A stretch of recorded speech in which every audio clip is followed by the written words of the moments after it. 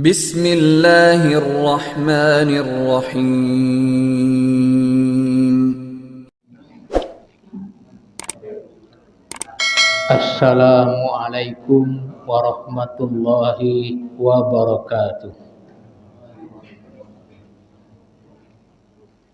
Innal hamdalillah nahmaduhu wa nasta'inuhu wa nastaghfiruh wa na'udzu billahi min shururi anfusina wa min sayyiati a'malina. May yahdihillahu fala mudhillalah wa may yudlilhu fala hadiyalah. Ashhadu an la ilaha illallah wahdahu la syarikalah wa ashhadu anna Muhammadan abduhu wa rasuluh sallallahu alaihi wa ala alihi wasallam wa ba'd. Ikhwati wa akhwati yang dimuliakan Allah, kita bersyukur kepada Allah Subhanahu wa taala karena dengan iradah dan takdirnya kita kembali dapat berjumpa di mushola yang mulia ini. Semoga kita menjadi orang-orang yang Allah muliakan karena ingin menuntut ilmu yang mulia yang datang dari yang maha mulia dan disampaikan oleh yang mulia Nabi Muhammad sallallahu alaihi wa ala alihi wasallam. Sebelum kita lanjutkan kajian kita, saya sedikit ingin memberikan faedah kepada kita semuanya, untuk saya dan kita semua, bahwasanya telah berpulang kepada Allah Ustadz kita, guru kita, ikhwan kita, Ustadz Yazid bin Abdul Qadir Jawas rahimallahu rahmatan wasi'atan. Semoga Allah memberikan rahmat yang sangat luas kepada beliau, dilapangkan kuburannya, dimudahkan urusannya sampai hari kiamat, dimasukkan ke dalam surganya dan dijauhkan dari api nerakanya. Karena saya menjadi saksi bahwasanya beliau sudah berakidah yang benar, bermanhaj yang benar, sesuai dengan Al-Quran dan Sunnah, mengikuti pemahaman salaful ummah. Bahkan beliau sudah berdakwah, dakwah sunnah ini yang seingat pengetahuan saya mulai dari tahun 92. Dan saya pernah ikut kajiannya satu kali di tahun 95 di Masjid Al-Furqan, Dewan Dakwah Jakarta. Ya. Jadi beliau termasuk guru saya, dan ada satu faedah yang mungkin bermanfaat bagi kita semua di sini. Yang ini saya alami secara pribadi dengan beliau. Bahwasanya beliau memberikan nasihat tanpa pandang bulu. Saya waktu itu di Pekanbaru pernah mengundang beliau untuk ceramah di Pekanbaru bersamaan dengan Ustaz Abdul Hakim bin Amir bin Abdad hafizahullah ta'ala. Cuma saya lupa pas tahunnya. Waktu itu kami sebelum ada ceramah ada temu ramah dulu dengan sebagian Ustadz Pekanbaru dan ikhwan-ikhwan kita di suatu tempat. Kemudian saya ingin merubah posisi duduk saya, tapi harus lewat di depan dia. Sehingga ketika lewat di depan dia, saya bungkukkan punggung saya sedikit, kepala saya tundukkan sedikit, kemudian tangan saya beginikan, ya, kata orang sungkem, ya, tanda hormat kepada orang yang lebih tua atau guru kita, kan begitu.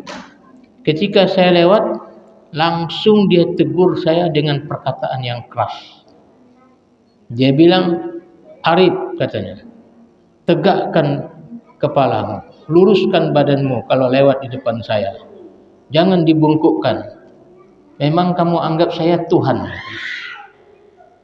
Masya Allah. Teguran itu sampai sekarang saya masih ingat. Sehingga sekarang saya kalau lewat di depan orang tua pun saya tidak mau menundukkan kepala dan tidak mau lagi membungkukkannya. Cuma tangan saya tetap begitu. Tapi saya tegak begini ya. Nah, gini. Masya Allah. Karena memang menundukkan kepala, membungkukkan badan itu termasuk ruku, dan itu hanya untuk Allah Subhanahu wa taala. Itu masih ingat betul saya tuh, langsung teguran langsung kepada saya. Angkat kepalamu, luruskan badanmu. Begitu beliau ya. Rahimahullah rahmatan wasi'ah. Yang beliau termasuk salah seorang ustaz yang paling tegas dan kuat memegang prinsip. Bahkan saya sangat menganjurkan kita semua, kebetulan di Batam saya mengajarkan kitab beliau kepada ikhwan-ikhwan kita di Batam yang berjudul Syarah Akidah Ahlus Sunnah wal Jamaah.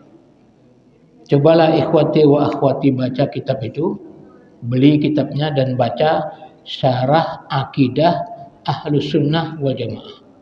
Di situ akan kita temukan kitab itu penuh dengan maraji', rujukan-rujukan narasumber yang sangat kuat. Ya. Dan di situ kita bisa melihat juga bagaimana keilmuan beliau tentang akidah dan manhaj. Bedanya dengan Ustaz Abdul Hakim satu saja, itu masalah hadis. Ustaz Abdul Hakim lebih pakar masalah hadis dari beliau. Makanya Ustaz Abdul Hakim mengarang kitab ya tentang akidah dan manhaj juga, tapi beliau katakan di situ judulnya hadis-hadis sahih tentang akidah dan manhaj. Ada lebih kurang 300 hadis sahih beliau bawakan dalam kitabnya. Nah, itu Ustaz Abdul Hakim. Kalau Ustaz Yazid itu Syarah Akidah Ahlussunnah wal Jamaah. Ya.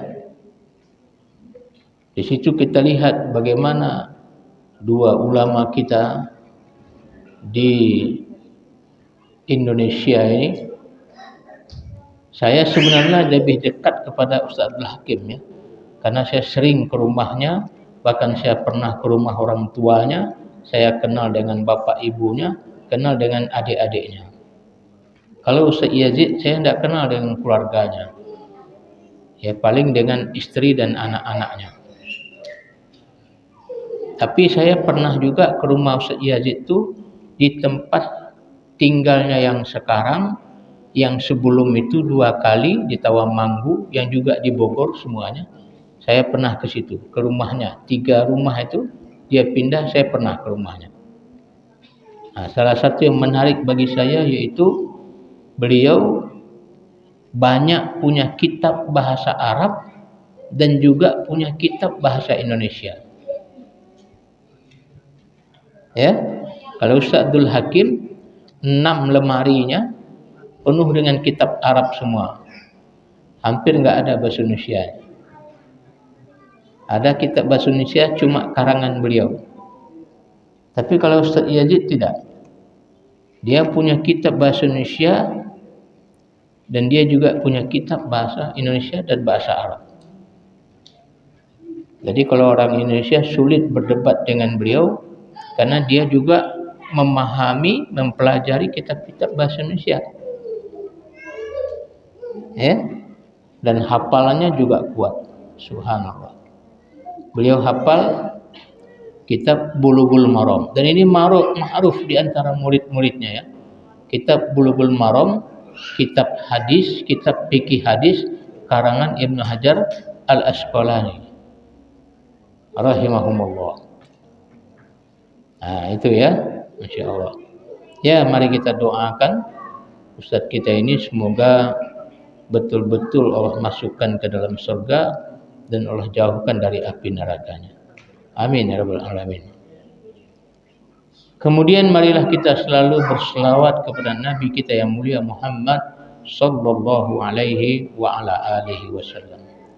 Baiklah ikhwati wa akhwati yang dimuliakan Allah, kita akan lanjutkan pembahasan kita terhadap kitab Minhaj Al-Firqatin Najiyah. Manhaj golongan yang selamat. Di antara golongan yang selamat itu namanya adalah At-Taifatul Mansurah. Maka pengarang membuat judul di sini di halaman 15 di kitab saya ini, Man hiyat Taifatul Mansurah. Siapa dia yang disebut dengan Taifatul Mansurah? Kenapa perlu ini dibahas? Karena memang kata-kata Taifah Al-Mansurah ini ada di dalam hadis Nabi.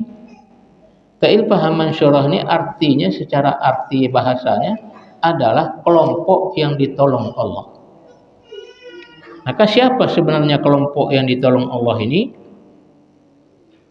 Lalu beliau membawakan hadis Nabi yang mulia Muhammad SAW yang dibawa oleh Imam Muslim, yang diriwayatkan oleh Imam Muslim, La tazalu ta'ifatun min ummati zahirina 'alal haq la yadurruhum man khazalahum hatta ya'tiya amrullah. Dalam riwayat lain disebutkan La tazalu ta'ifatun mansurun, ya, akan selalu ada di dalam umatku ini, kata Rasulullah, satu kelompok yang selalu ditolong oleh Allah Subhanahu wa taala. Di sini disebutkan akan selalu ada satu kelompok yang ditolong oleh Allah itu dari umatku, zahirina 'alal haq, yang selalu berada di atas al-haq, kebenaran. La yadurruhum man khazalahum, tidak akan memberi mudarat kepada mereka orang yang meremehkan mereka, hatta ya'tiya amrullah, sampai datang hari kiamat, urusan Allah Subhanahu wa taala. Yang menarik di sini sabda Rasulullah SAW ini, la yadurruhum man khazalahum, tidak memudaratkan mereka orang yang meremehkan mereka. Ini menunjukkan apa? Ini menunjukkan kelompok ini sering diremehkan, sering direndahkan, sering dibuat tuduhan-tuduhan palsu. Tapi itu tidak akan memberi mudarat pada kelompok ini, karena kelompok ini selalu berjalan di atas al-haq dan terus menerus, dan tidak akan berhenti sampai hari kiamat. Akan selalu ada, kata Nabi yang mulia Muhammad SAW. Ini hadis diriwayatkan oleh Imam Muslim. Kemudian nomor 2, waqala sallallahu alaihi wasallam, bersabda Rasulullah SAW, idza fasada ahlus syam fala khaira fikum. Jika rusak penduduk Syam, penduduk Syam ini termasuk Palestina, termasuk Syria, apabila negara itu sudah rusak penduduknya, fala khaira fikum, maka tidak ada kebaikan lagi pada kamu. Ini menunjukkan akan datangnya hari kiamat. Dan lihat sekarang sudah terjadi. Penduduk Syria sudah rusak, penduduk Palestina pun sudah rusak. Ya, ini kata Nabi yang mulia Muhammad SAW dalam hadis sahih diriwayatkan oleh Imam Ahmad. Kemudian Rasulullah menyambung hadis yang tadi, wala tazalu ta'ifatun min ummati mansuruna. Ini yang saya sebutkan tadi. Akan selalu ada di antara umatku satu kelompok yang selalu akan ditolong oleh Allah Subhanahu wa taala. La yadurruhum man khazalahum, seperti tadi. Ya, tidak akan memberi mudarat kepada mereka orang yang meremehkan mereka, merendahkan mereka. Hatta taqumu sa'ah, taqumu sa'ah, sampai datang hari kiamat. Jadi ikhwati wa akhwati, bapak-bapak, ibu-ibu yang dimuliakan Allah, Rasulullah sudah menceritakan semua akan datang hari kiamat dan akan datang tanda-tandanya, baik tanda-tanda besar maupun tanda kecil. Tanda kecil sudah banyak terjadi. Di antaranya adalah kerusakan negeri Syam. Ya, orang Palestina itu, bapak ibu sekalian, masyarakatnya itu ada yang ditanya, orang-orang dewasanya baik laki-laki maupun perempuan, ditanya surat Al-Ikhlas saja ada yang enggak tahu. Jadi memang sudah rusak karena terpengaruh dengan pola barat. Bahkan di sana bahasa Inggris jadi bahasa nomor 2. Ya, umumnya orang Palestina bisa bahasa Inggris. Termasuk 2 guru saya dari sana, Syekh Ali Hasan Al-Alabi rahimahullah dan Syekh Salim bin Al-Hilali. Dua-duanya lancar bahasa Inggris. Itu ulama besar, muridnya Syekh Al-Albani. Tapi bahasa Inggrisnya lancar. Saya dapat saksi dari kawan-kawan ketika dia berbahasa Inggris, ya, Masya Allah.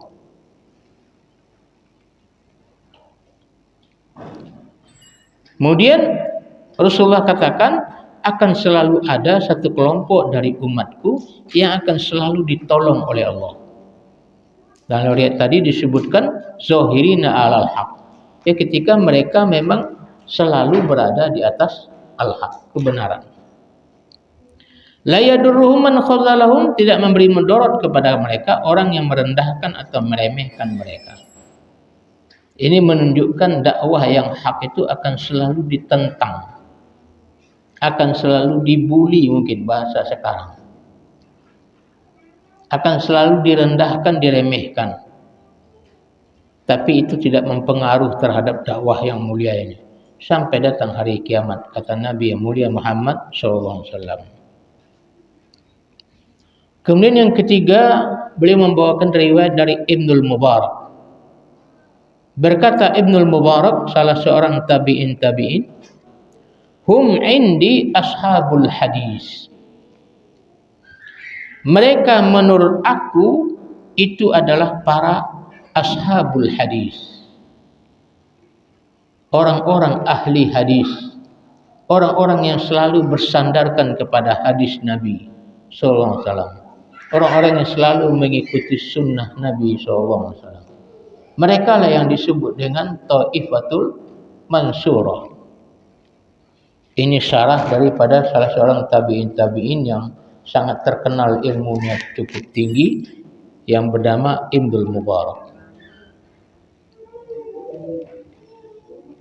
Ya, Abdullah bin Mubarak maksudnya di sini, yang sangat terkenal berilmu tinggi pada zamannya, zaman tabi'in. Kemudian waqala al-Bukhari, berkata Imam Bukhari, qala Ali ibnul Madini, berkata Ali ibnul Madini ini gurunya Imam Bukhari yang sangat thiqah, sangat kuat. Beliau membawakan riwayat dari gurunya sendiri, Ali bin Al-Madini. Sama dengan siapa? Dengan Ibnu Syihab Az-Zuhri. Itu guru Imam Bukhari yang sangat hebat dalam masalah hadis Nabi. Sama dengan Ali bin Al-Madini, salah seorang perawi yang sangat terpercaya dari Imam Bukhari, mengatakan hum ashabul hadis. Mereka adalah pengikut hadis Nabi SAW. Mereka itu yang disebut dengan Thaifatul Mansurah. Ini tafsiran para ulama. Wa qala Ahmad ibn Hanbal, berkata Imam Ahmad bin Hanbal, ya, sangat masyhur bagi kita ya, Imam Ahmad bin Hanbal, salah satu daripada imam mazhab, ya. Beliau berkata, illam takun hadhi Thaifatul Mansurah ashabul hadis fal adri manhum. Kalau seandainya tidak Thaifatul Mansurah itu disebut ashabul hadis, saya enggak tahu lagi siapa mereka. Ini menunjukkan ulama-ulama tadi semua sepakat mengatakan bahwasanya bahwasanya Thaifatul Mansurah ini adalah orang yang selalu bergelut di dalam hadis-hadis Nabi SAW. Dan semoga Ustaz Yazid bin Abdul Qadir Jawas termasuk ke dalamnya. Kenapa saya katakan gitu? Karena di zaman dulu, awal-awal dakwah salaf di Indonesia, sebelum datang doktor-doktor yang sekolah dari Madinah Al-Munawwarah, sebelum itu lagi, itu di Jawa Tengah, Jawa Timur, sampai ke Lombok sana, itu yang menjadi ahli hadisnya adalah Ustaz Yazid bin Abdul Qadir. Adapun Ustaz Abdul Hakim untuk wilayah Jakarta, Sumatera, itu yang terkenal Ustaz Abdul Hakim bin Amir bin Abdul Hafizahullah Ta'ala. Kalau dulu di Jawa itu yang terkenal ahli hadisnya cuma Ustaz Yazid. Ya. Tapi saya menjadi saksi bahwasanya memang kalau dalam masalah hadis Ustaz Abdul Hakim lebih hebat. Saya menjadi saksi untuk itu. Karena saya selalu mengikuti dirosahnya belajar khususnya Ustaz Abdul Hakim di Maktabah Lepiah Jakarta itu. Makanya saya tahu persis tentang itu. Bahkan Ustaz Yazid pun banyak mengambil takhrid dari Ustaz Abdul Hakim. Ya. Gitu. Tetapi beliau termasuk orang yang sangat berpegang dengan hadis Nabi. Dengan sunnah Nabi. Dan saya yakin beliau adalah ahli sunnah sejati. Ya, Ustaz Yazid bin Abdul Qadir rahimahullah ta'ala. Ini yang disebut dengan Taifatul Mansurah yang Rasulullah sabdakan 14 abad yang lalu. Mereka adalah ashabul hadis. Makanya kenapa kita lihat ulama-ulama salaf lebih mengkhususkan dirinya kepada sunnah Nabi SAW.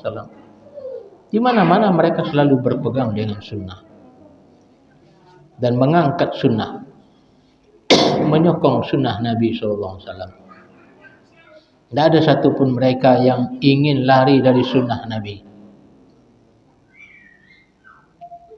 Ya, oleh karena itu tidak ada ulama salaf membuat cerita-cerita kosong, cerita-cerita tahayul yang berasal dari mimpi lah.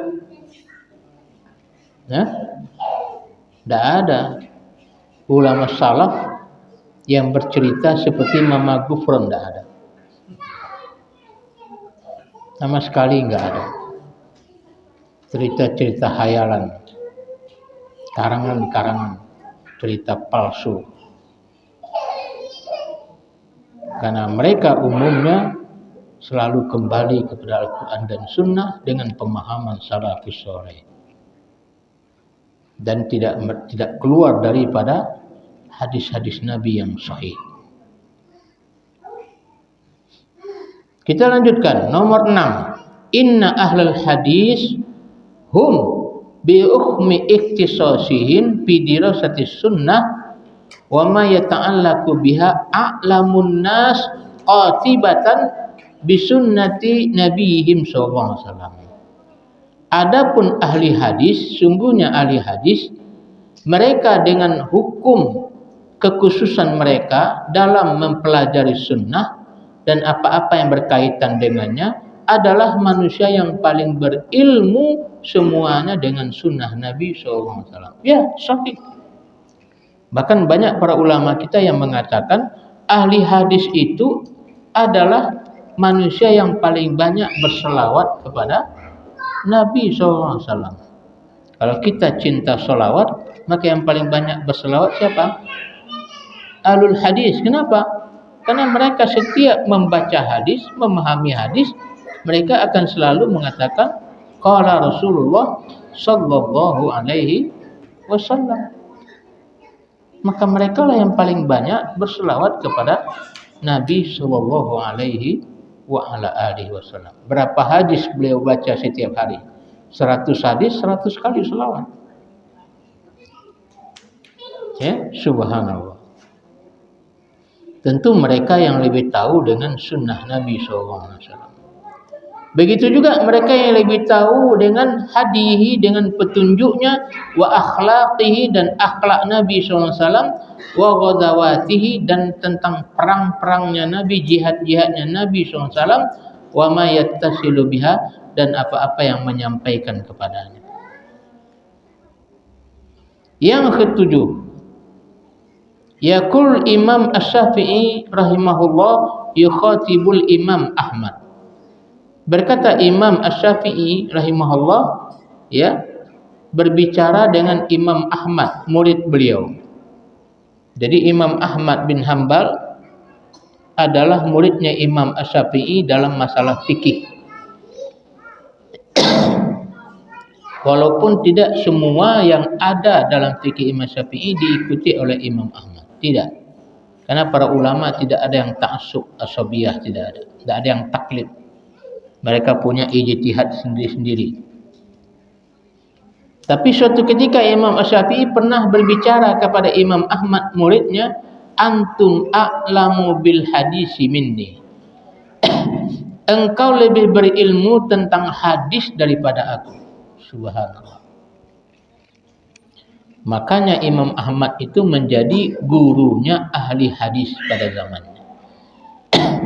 Imam Ahmad merupakan guru Imam Bukhari, guru Imam Muslim, guru Imam Abu Dawud, guru Imam An-Nasa'i wa Tirmizi dan lain-lainnya. Mohon maaf, saya minum dulu. Bismillah.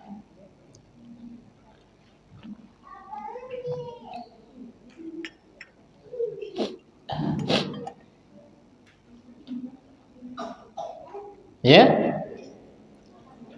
Oleh karena itu Imam Asy-Syafi'i tidak punya buku khusus tentang hadis Nabi.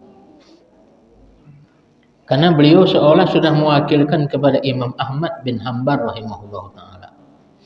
Sementara Imam Ahmad punya kitab khusus namanya Musnad. Musnad Imam Ahmad. Dan itu termasuk, Musnad itu adalah kitab hadis yang paling susah dipelajari. Makanya saya diberitahu oleh Ustaz Abdul Hakim, seseorang diuji dia ahli hadis atau bukan, tes terakhir adalah kitab Musnad Imam Ahmad. Kenapa? Karena kitab Musnad Imam Ahmad diriwayatkan dengan sahabat yang merawikannya. Adapun kitab Sahih Bukhari, Sahih Muslim itu disusun berdasarkan hukum-hukum fikih di dalamnya. Misalnya kitabus shalah, kitab masalah salat, yang keluar hadis-hadis tentang salat saja. Jadi agak lebih mudah memahaminya. Tapi kitab Musnad tidak. Kitab Musnad, hadis-hadis yang dibawakan misalnya hadis Abu Bakar. Semuanya keluar hadis dari riwayat Abu Bakar Siddiq radhiyallahu anhu. 1, 2, 3 sekian. Begitu. Sehingga sulit menghafal. Karena pembahasannya bermacam-macam. Nah, ini salah satu yang menunjukkan memang Imam Ahmad lebih ahli dalam masalah hadis daripada Imam Asy-Syafi'i rahimahullah. Dan ini perkataan Imam Syafi'i sendiri. Beliau tentu lebih tahu terhadap muridnya sendiri Imam Ahmad bin Hanbal rahimahumullah.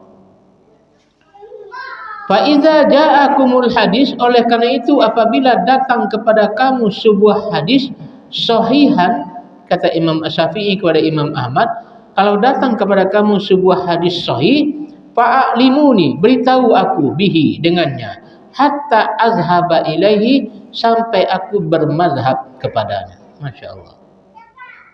Ini perkataan seorang guru yang berilmu tinggi dan zuhud dan qanaah. Ya. Ini juga menunjukkan bahwasanya Imam Asy-Syafi'i sangat berpegang dengan hadis sahih. Bahkan dalam riwayat yang lain disebutkan Imam Asy-Syafi'i mengatakan, "Idza sahhal hadis fa huwa mazhabi." Apabila ada hadis sahih, itulah mazhabku. Dan apabila ada hadis sahih bertentangan dengan mazhabku, tinggalkan mazhabku, kembali kepada hadis. Subhanallah. Ya, ini memang ciri pendapat semua ahlul hadis. Makanya Imam Asy-Syafi'i ahlul hadis, Imam Ahmad pun ahlul hadis. Fa'alimuni bihi hatta adhabu ilaihi sawa'an kana hijaziyan au kufiyan au basriyan. Ya, sama saja hadis itu apakah hadis dari Hijaz, riwayat orang Hijaz, orang Saudi, ataupun riwayat orang Kufah, ataupun riwayat orang Basrah. Imam Syafi'i merendahkan diri kepada Imam Ahmad, minta supaya dia ada di hadis sahih. Subhanallah. Ini menunjukkan bahwa Imam Syafi'i sangat berpegang teguh dengan hadis yang sahih.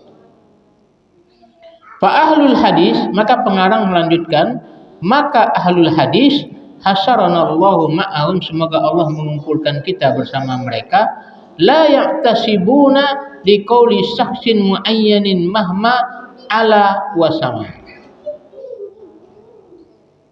Yang namanya ahli hadis cirinya tidak pernah ta'assub, tidak pernah asabiyah, tidak pernah taklid buta kepada perkataan seseorang pun, siapapun dia. Ini kata pengarang. Ingat ya, pengarang ini juga ahlul hadis. Aslinya orang Mekah, tapi belajar kepada Syekh Albani rahimahullahu ta'ala, ya, di negeri Yordan, sehingga beliau menjadi ahli hadis, sehingga beliau membuat satu pondok di Mekah, namanya Pondok Darul Hadis Al-Khairiyah.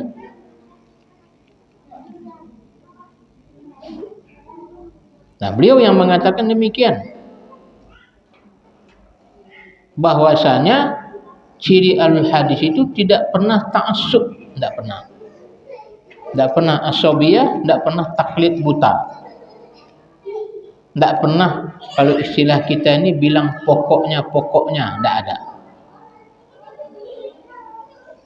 Biasa kita bilang pokoknya ya, pokoknya begitu, nah itu nggak ada. Tidak ada pakai pokok, tidak ada pakai pohon. Karena ahlul hadis, ciri ahlul hadis itu beliau bebas berpendapat selama mengikuti Al-Quran dan hadis, tidak keluar dari situ. Bikhilafi ghairihim, berbeda dengan orang yang selain mereka, mimman la yatamanna ila ahli hadis wal amali bihi, ya, dari orang-orang yang tidak menyandarkan diri kepada ahli hadis atau beramal dengannya. Fa innahum ya'tasibuna li aqwali a'immatihim, karena mereka itu selalu ta'assub kepada perkataan imam-imam mereka. Walaupun salah tetap diikuti. Nah, ini taklid buta nama. Dan ini bukan ciri ahlul hadis. Jadi kenapa para ulama salaf banyak menyuruh kita untuk berpegang teguh dengan Al-Quran dan hadis, selalu menjadi ahlul hadis? Karena kalau ahlul hadis pasti dia ahlul Al-Quran, dan belum tentu sebaliknya. Orang paham hadis pasti paham Al-Quran, dan belum tentu sebaliknya. Dan ini disebutkan oleh salah seorang profesor doktor dalam masalah hadis, Syekh Diyaur Rahman Al-Azumi, dalam kitabnya At-Tamassuk bis Sunnah. Ya, jadi kalau ada orang yang selalu ta'assub dengan kelompoknya, dengan pendapat imamnya saja, yang lain semuanya enggak benar, enggak boleh, itu ciri bukan ciri ahlul hadis. Karena ahlul hadis dari dulu enggak pernah seperti itu. Subhanallah. Fa innahum ya'tasibuna li aqwali a'immatihim wa qad nuhuhum an dzalika. Padahal mereka sudah dilarang dari yang demikian. Maksudnya para imam-imam besar ahli hadis itu semuanya melarang pengikutnya untuk ta'assub kepada mereka. Bahkan Imam Malik rahimahullah pernah berkata, ya, jangan kalian membawakan dalil lalu mengatakan ini dari Imam Malik kalau kalian betul-betul tidak tahu itu dari saya. Subhanallah. Hati-hati nanti di yaumul qiyamah akan dituntut oleh Imam Malik rahimahullah. Sekarang mudah aja orang mengatakan ini perkataan Imam Syafi'i, ini perkataan Imam Malik, ini perkataan Imam Abu Hanifah. Apa betul? Perlu dicek and recheck, ya. Ini salah satunya yang bisa saya sampaikan, dapat ilmu baru saya, ya, dari beberapa orang ustadz, ya, bahwasanya ada yang mengatakan Imam Asy-Syafi'i rahimahullah dari riwayat Imam An-Nawawi yang merupakan mazhab Syafi'i, mengatakan dalam kitabnya Riyadhus Shalihin bahwasanya Imam Asy-Syafi'i mengatakan yang masyhur dari fatwa beliau bahwasanya bacaan Al-Qur'an orang yang hidup tidak sampai kepada mayit. Tidak sampai pahala. Ini salah satu pendapat Imam Asy-Syafi'i rahimahullah. Dibawakan oleh Imam An-Nawawi yang merupakan pengikut mazhabnya dalam kitabnya. Tapi ada lagi yang mengatakan riwayat yang lain, bahwasanya Imam Asy-Syafi'i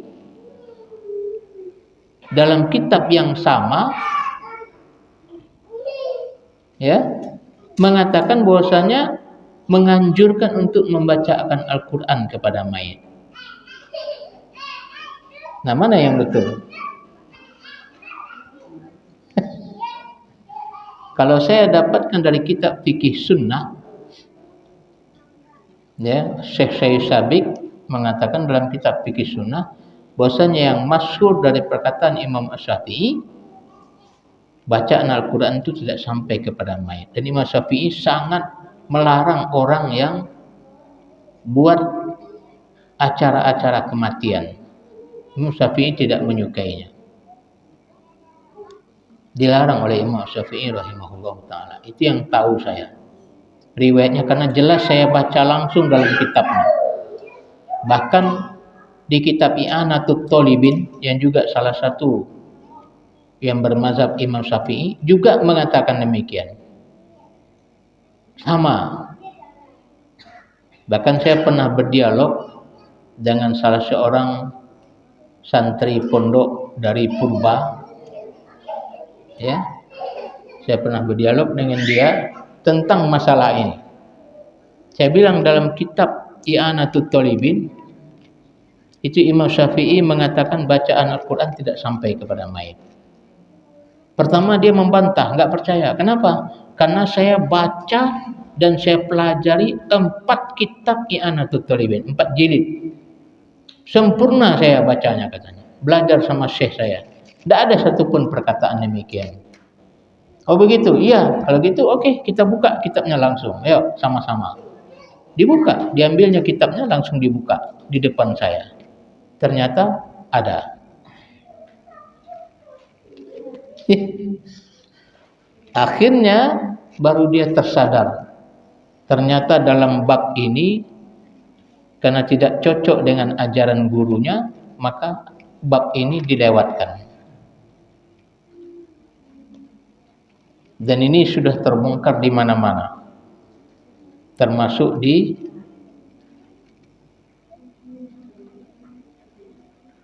kitab Sabil Muhtadin karangan ulama Banjar itu. Juga begitu, disebutkan bahwasanya tahlilan itu haram. Tahlilan kematian itu bid'ah, mungkar. Tapi mereka yang belajar kitab itu enggak pernah tahu. Karena bab itu dilewatkan. Insyaallah. Ini disebutkan oleh Dr. Firanda dalam salah satu ceramahnya. Nah, ini termasuk yang tadi. Yang kawan saya tadi dialog sama saya, seorang santri dari Purba, dia katakan dia lengkap belajar kitab I'anatul Thalibin sampai sempurna 4 jilid. Tapi bab yang ini hilang. Ya, dan itu ada di kitab dia.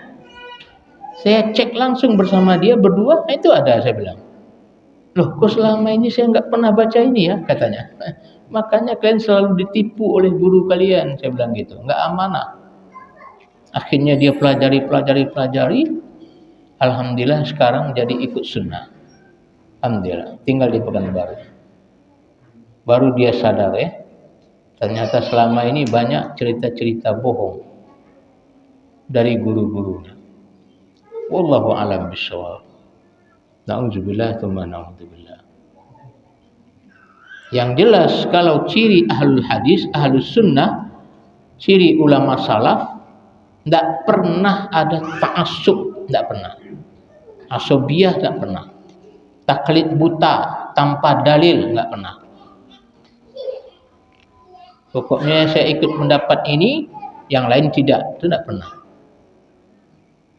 Yang pernah ada yaitu selama bersesuaian dengan Al-Quran dan Sunnah, sami'na wa ata'na. Tapi kalau tidak, baru dibuang. Begitu. Wallahu a'lam bishawab. Sudah masuk waktu kita ya. Ya, qadarullah. Kita baru sampai nomor 7 ya. Insyaallah lain waktu kita lanjutkan. Semoga Allah memberi kekuatan kepada kita terus untuk menuntut ilmu agama yang mulia ini. Bagaimanapun kehadiran di majelis ilmu ini sangat mulia dan insyaallah menjadi orang-orang yang mulia di sisi Allah Subhanahu wa taala. Amin ya rabbal alamin.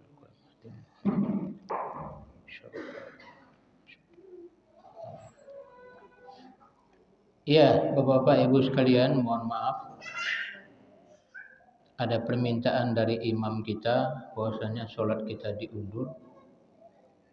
Maksudnya pelaksanaan sholat jamaah diundur dulu. Tapi kita sudah azan, alhamdulillah. Jadi pelaksanaan sholat jamaah diundur dengan beliau insyaallah taala. Tapi kajian ditambah sedikit lagi. Boleh?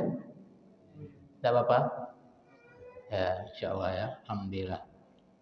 Ya, karena mungkin melihat saya datang dari jauh sekarang ya. Karena saya sekarang tinggal di Batam, bukan di Tembilahan lagi. Maka istilahnya ada tambahan waktu ya. Ya, baik. Insyaallah. Kebetulan memang pembahasan kita agak nanggung juga ya. Makanya saya akan lanjutkan sedikit dulu bacaannya. Kemudian kita lanjutkan tanya jawab insyaallah ta'ala. Ya, baik.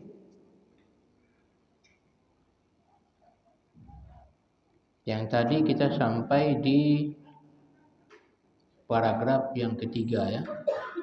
Nomor 7, yaitu perkataan Imam Syafi'i kepada Imam Ahmad bin Hanbal rahimahullah yang menunjukkan bahwasanya beliau sangat mencintai hadis Nabi SAW. Dan beliau mengatakan Imam Ahmad lebih tinggi kedudukannya, ilmunya masalah hadis daripada beliau. Dan beliau mengatakan kalau ada hadis sahih maka beritahu saya, sehingga saya berpendapat dengannya. Kemudian pengarang menyebutkan maka ahlul hadis, semoga Allah mengumpulkan kita bersama mereka, la ya'tasibuna liqauli syaksin muayyanin mahma ala wasama. Tidak pernah ta'assub kepada perkataan seseorang ya, bagaimanapun tinggi derajatnya. Hasa Muhammadan sallallahu alaihi wasallam. Dikecualikan perkataan Nabi sallallahu alaihi wasallam. Jadi kalau perkataan Nabi sahih, maka kita boleh ta'assub. Ya. Tentu karena Rasulullah SAW semua perkataan Rasulullah wahyu dan maksum, terjaga, tidak ada yang salah. Ya, bikhilafi ghairihim mimman la yatamanna ila ahlil hadis wal amali bihi. Ini berbeda dengan orang yang tidak selalu ingin mengikuti hadis Nabi dan beramal dengannya, karena mereka umumnya ta'assub. Padahal mereka sudah dilarang untuk seperti itu. Kama yata'assabu ahlul hadis li aqwali nabiyihim. Sebagaimana ta'assubnya ahli hadis kepada perkataan nabi mereka. Jadi ahli hadis selalu berpedomankan kepada hadis nabi dan berpegang teguh dengannya, sementara yang bukan ahli hadis justru ta'assub perkataan seseorang. walaupun bertentangan dengan hadis Nabi. Nah, ini enggak benar. Ya. Fala ajaba ayyakuna ahlul hadis humut ta'ifatul mansurah. Maka tidak diragukan lagi, tidak heran lagi bahwasanya ahli hadis itulah yang masuk ke dalam sabda Rasulullah SAW, al-firqatun at-ta'ifatul mansurah, taifah yang selalu ditolong oleh Allah, wal firqatun najiyah, dan golongan yang selamat. Nomor 8, yaqulu al-Khatib al-Baghdadi fi kitabih. Berkata Imam Al-Khatib Al-Baghdadi dalam kitabnya Syarfu Ashabil Hadis, kemuliaan sahabat-sahabat hadis, pengikut-pengikut hadis Nabi. Kata beliau, walau anna sahibur ra'yi sugila bima yanfa'uhu minal ulum wa talaba sunani Rasulillah sallallahu alaihi wasallam wa talaba sunana Rasulillah sallallahu alaihi wasallam rabbil alamin Rasulah Rabbil Alamin, Rasuli Rabbil Alamin, lawajada ma yughnihi an siwah.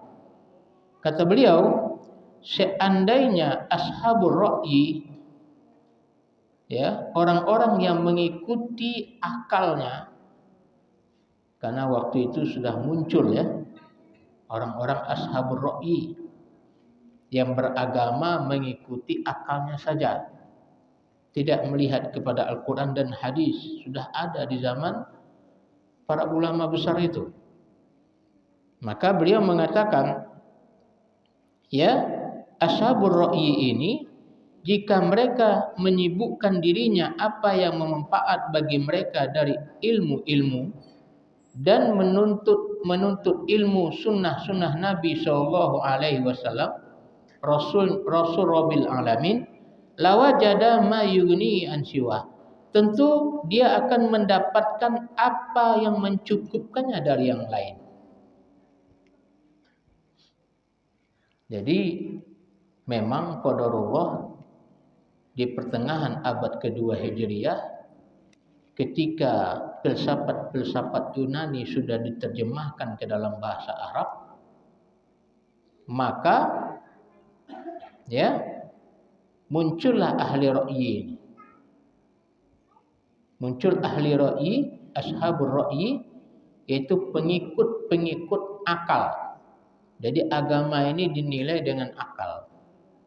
Bahkan mungkin ikhwati wa akhwati pernah mendengarkan sebuah hadis, tapi hadis itu hadis palsu yang berbunyi ad-dinu aqlun la dina liman la aqla lahu.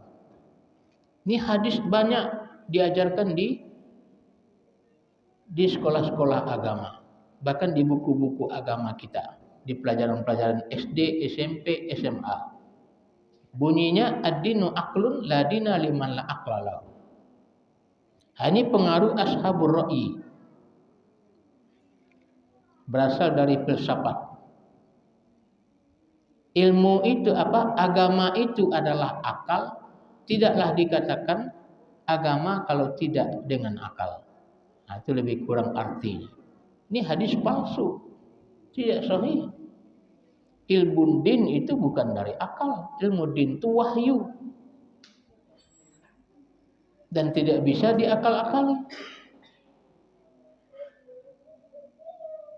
Ya, kata Ali bin Abi Thalib radhiyallahu anhu, seandainya ilmu ini, seandainya agama ini bisa diakal-akali, kenapa katanya menyapu sepatu khauf itu bagian atasnya, kenapa tidak bagian bawah? Padahal yang kotor yang di bawah. Pernah Bapak Ibu sekalian belajar tentang sepatu khauf? Tidak pernah. Sepatu khauf ini yaitu sepatu yang melebihi mata kaki kita.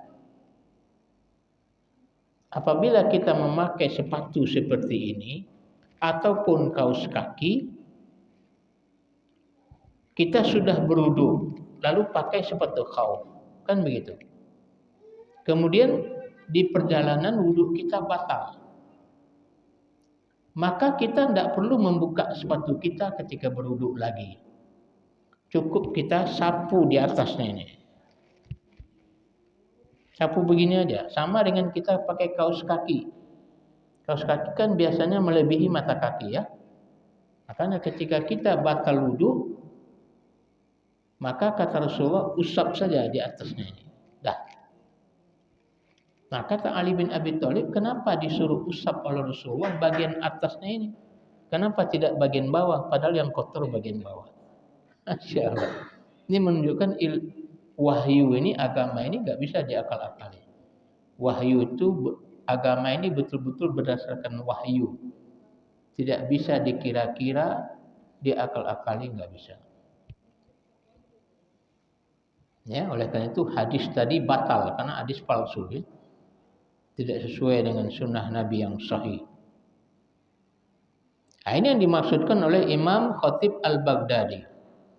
Seandainya orang sahibur ra'yi itu mau belajar ilmu hadis, maka cukup bagi mereka, tidak perlu yang lain. Subhanallah. Tapi karena mereka tidak mau menyibukkan diri mereka belajar ahli hadis, belajar hadis, mereka dulu belajar mencari kebenaran agama ini tetap dengan akal mereka, sampai lahir kelompok Mu'tazilah, Qadariyah yang berpedoman kepada akal, bahkan Al-Quran dan Sunnah dinilai dengan akal. Kalau tidak sesuai akal tidak diterima, na'udzubillah. Apa bisa akal menjadi standar kebenaran?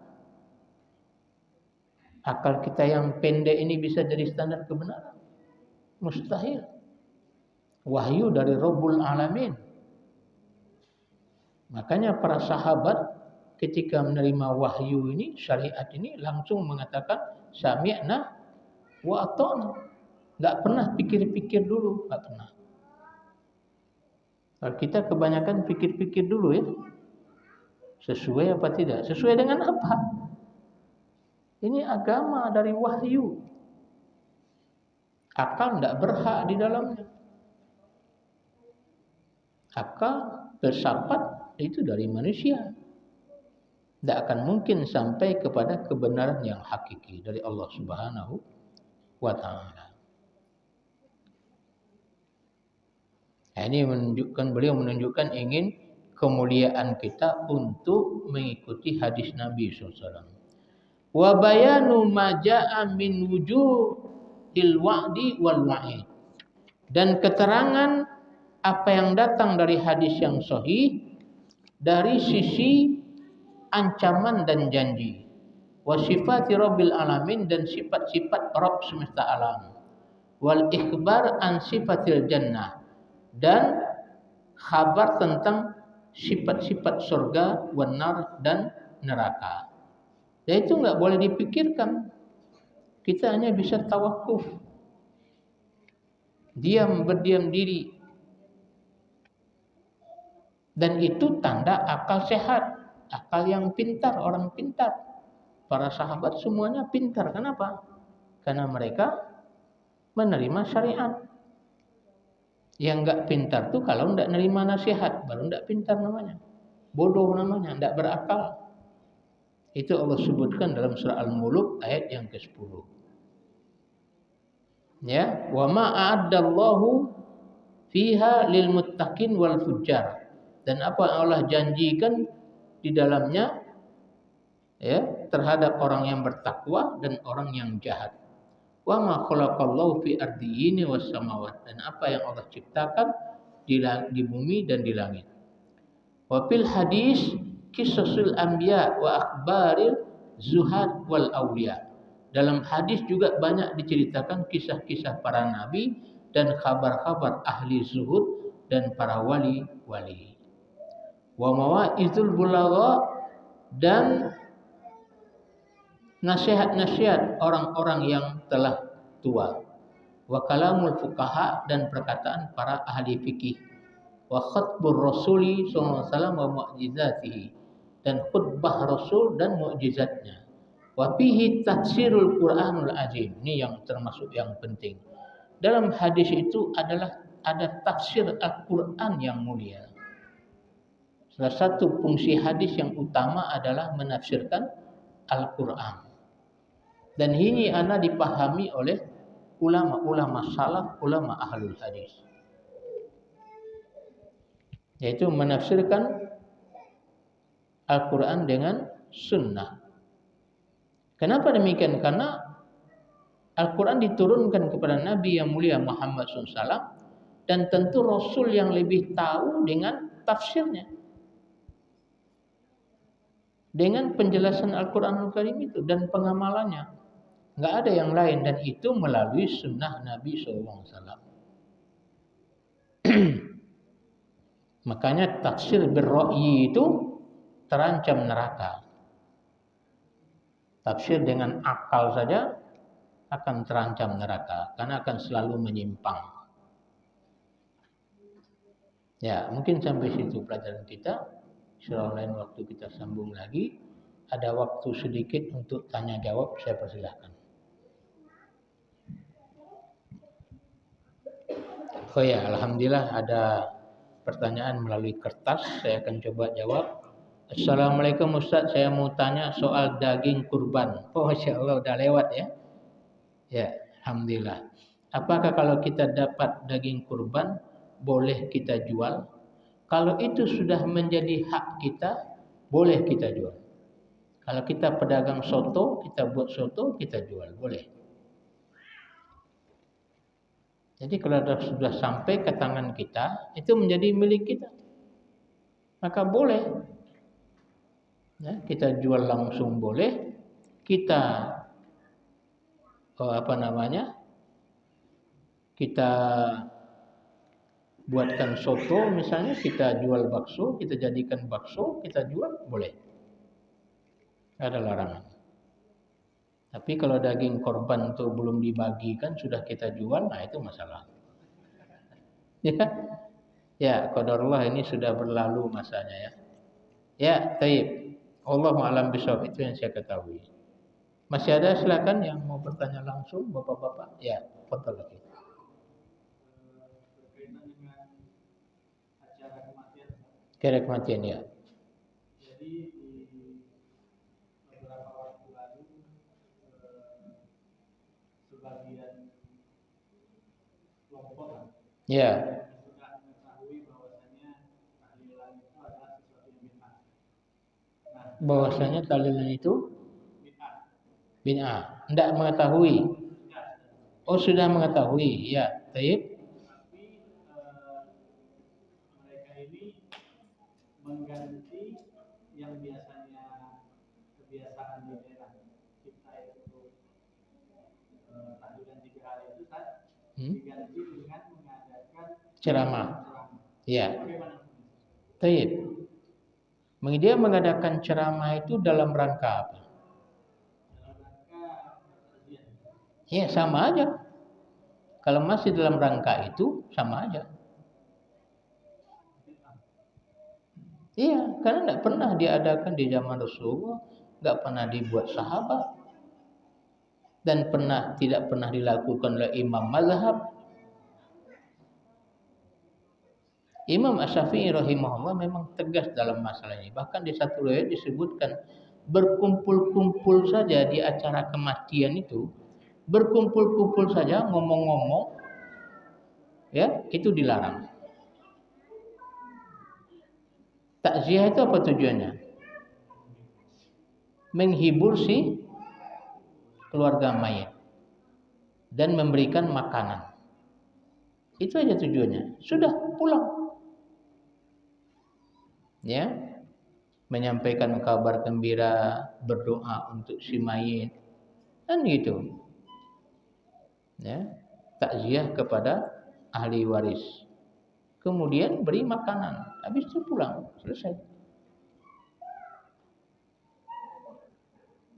Nah, itu yang dimaksudkan oleh Imam Asy-Syafi'i rahimahullahu ta'ala. Tapi banyak pengikutnya enggak tahu. Wallahu a'lam.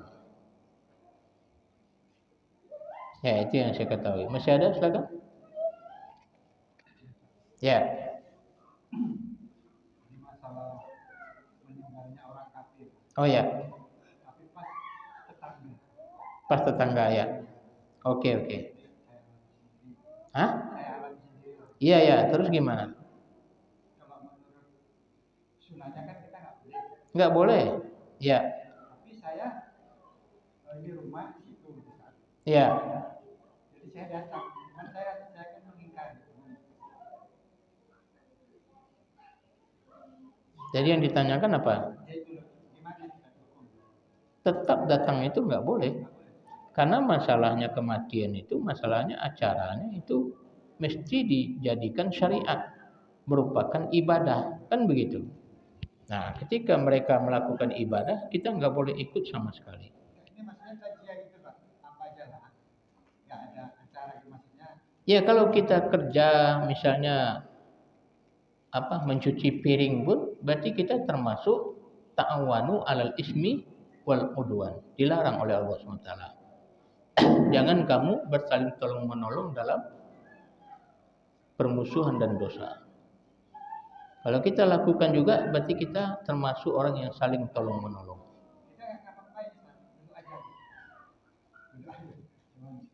Untuk apa?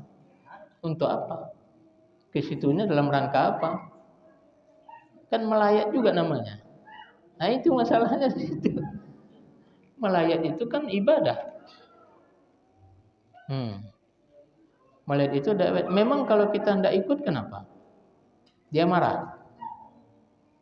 Hah? Enggak marah, karena memang agama kita berbeda. Ngapain juga marah? Itu. Dan dia pun juga tidak kita wajibkan ikut kita, kan gitu. Bahkan kalau kita ada kematian dia datang, kita risih malah. Ngapain kamu datang ke sini, kan gitu ya? Bikin masalah ya. Nah, begitu ya. Karena itu termasuk peribadatan. Ya. Selama itu peribadatan, la a'budu ma ta'budu. Wala a'bud ma ta'bud wala ta'budu nama a'bud. Wala antum abidu nama a'bud. Begitu. Ya, wallahu a'lam bishawab.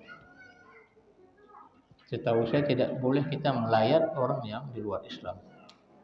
Karena sudah jelas tempatnya di neraka. Dan itu keyakinan kita mutlak. Tidak seperti keyakinan Mama Gufron ya. Ya. Nauzubillah. Ya, Allahu a'lam bishawab. Ya, sekira sampai sini dulu ya, insyaallah bermanfaat. Dan waktu kita sambung lagi insyaallah. Kalau masih ada pertanyaan, silahkan bertanya melalui WhatsApp saya. Insyaallah akan saya jawab sesuai kemampuan saya. Kembali kita tutup. Subhanakallahumma wa bihamdik, asyhadu an la ilaha illa anta, astaghfiruka wa atubu ilaik. Wassalamualaikum warahmatullahi wabarakatuh.